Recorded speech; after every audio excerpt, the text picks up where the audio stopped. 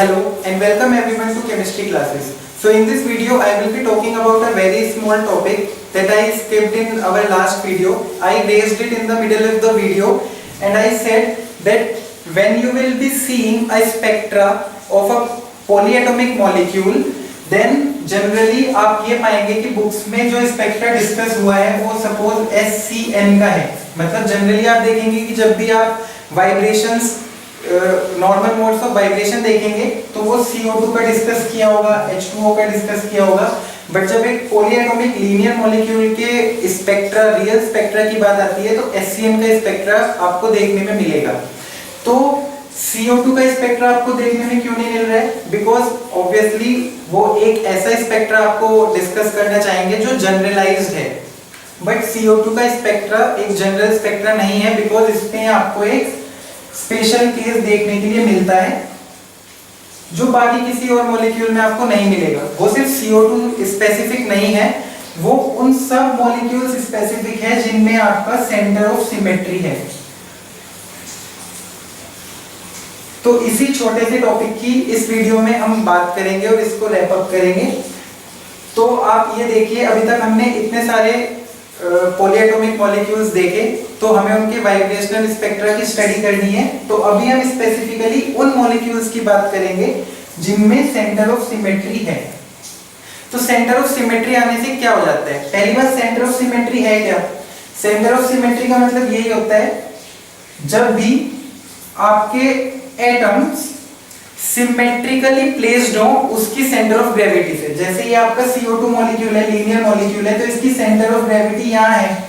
तो इस centre of gravity से एक ऑक्सीजन यहाँ पे प्लेस्ड है और एक ऑक्सीजन यहाँ पे प्लेस्ड है. मतलब they are symmetrically placed from the centre of gravity of this particular molecule. तो जब ये पर्टिकुलर चीज एग्जिस्ट करती है, इसको ही हम सेंटर ऑफ सिमेट्री बोलते हैं. जैसे CO2 हमारा एक लीनियर मॉलिक्यूल है जिसके अंदर सेंटर ऑफ सिमेट्री है. और कौन सा मॉलिक्यूल है?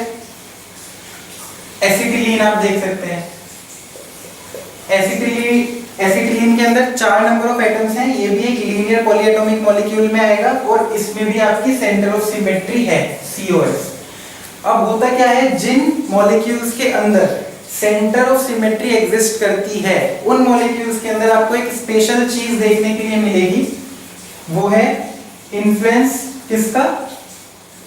न्यूक्लियर स्पिन का. इसको मैं ज्यादा डिटेल में डिस्कस नहीं करूंगा, बट अभी ये हमारे लिए जरूरी क्यों है जानना? बिकॉज सेंटर ऑफ सिमेट्री वाले जो मॉलिक्यूल्स हैं उनके अंदर न्यूक्लियर स्पिन भी हमारे वाइब्रेशनल मतलब इंफ्रारेड स्पेक्ट्रा को अफेक्ट करता है. तो हमें ये जानने की जरूरत है कि वो अफेक्ट क्या है. तो अभी हमको ये पता चला कि सेंटर ऑफ सिमेट्री. अब आप देखिए, हमने लास्ट वीडियो में क्या पढ़ा था कि what is the influence of rotation on vibrational spectra. तो ये भी काफी हद तक उसी से ही लिंक्ड है, क्योंकि होता क्या है, जिन मॉलिक्यूल्स में आपकी सेंटर ऑफ सिमेट्री एग्जिस्ट करती है तो उन मॉलिक्यूल्स में क्या हो जाता है, दिस न्यूक्लियर स्पिन, मतलब जो ये ऑक्सीजन का न्यूक्लियर स्पिन है, जो आपको मेजरली ऑक्सीजन एबंडेंट मिलेगा वो तो 16O वाला ही मिलेगा.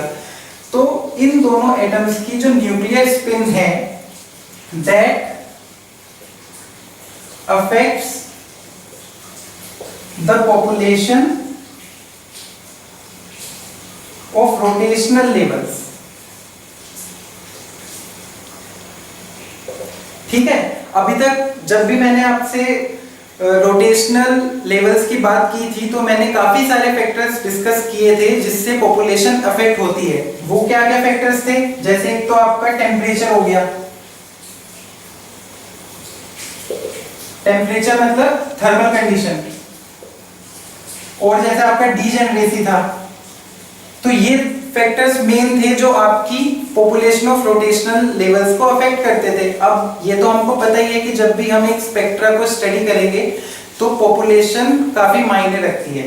तो अब ये एक ऐसा एक्स्ट्रा फैक्टर आया है न्यूक्लियर स्पिन वाला जिन मॉलिक्यूल्स में सेंटर ऑफ सिमेट्री है कि ये फैक्टर भी रोटेशनल लेवल्स की पॉपुलेशन को अफेक्ट करता है। ये कैसे करता है ये और ज्यादा एक डिटेल्ड विषय है जिसे हमें बाद में पढ़ना होगा, बट अभी आप ये देखिए CO2 में ये क्या करता है, every alternate rotational level is unoccupied।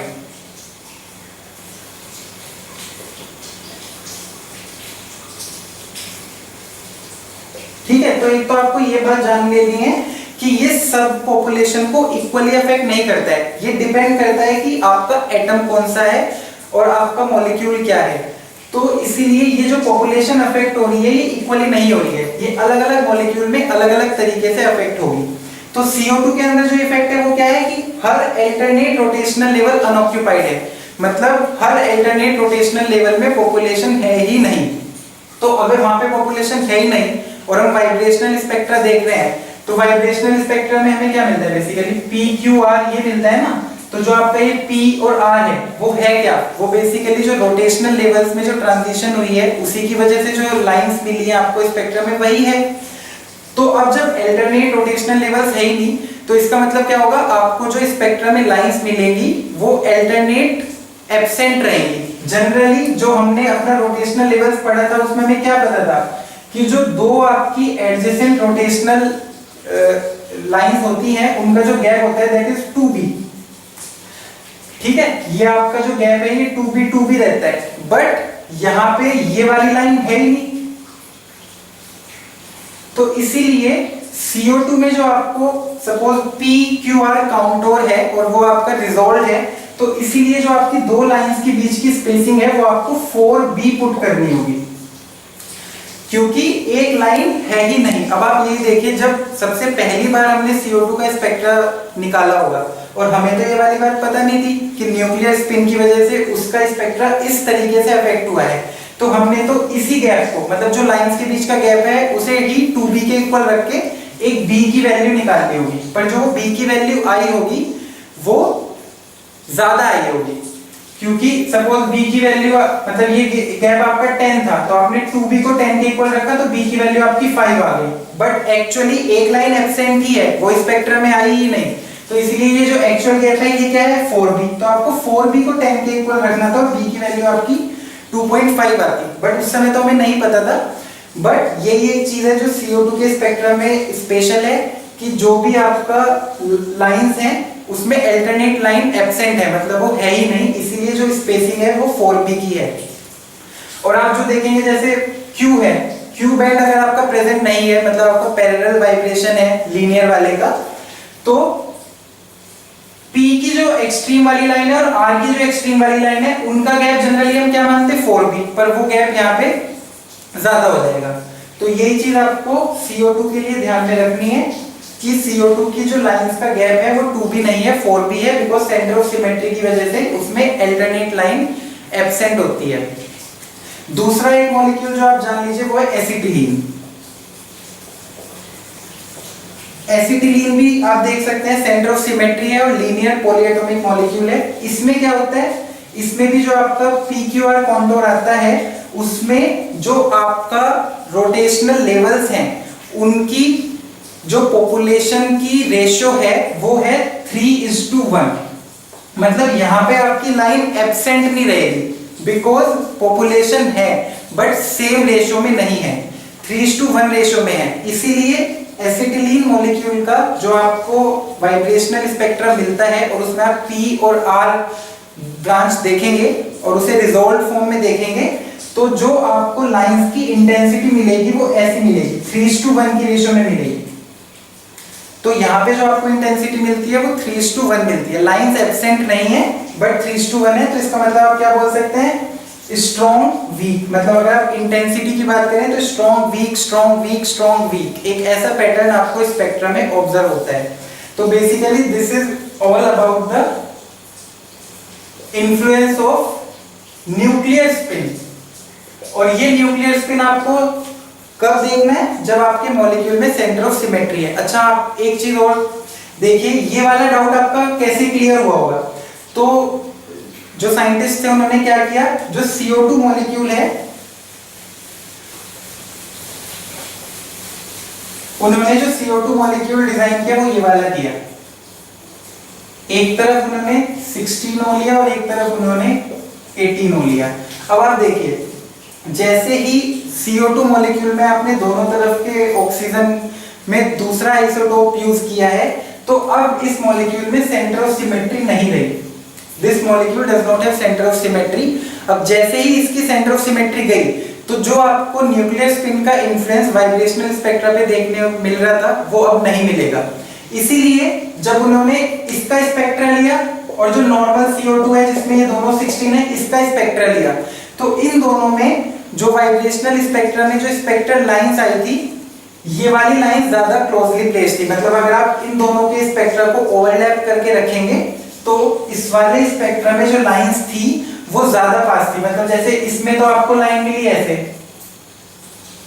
और इसमें आपको लाइन मिली ऐसे, मतलब ये वाली लाइन जो इसमें गायब हो गई थी वो आपको इसमें देखने मिली।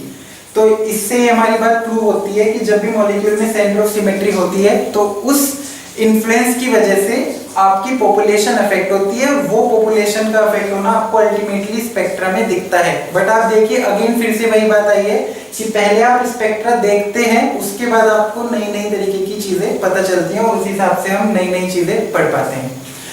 So that's all, this is the thing that I skipped in last video. So in the next video I will be talking about Raman spectroscopy. So thank you so much for watching this video.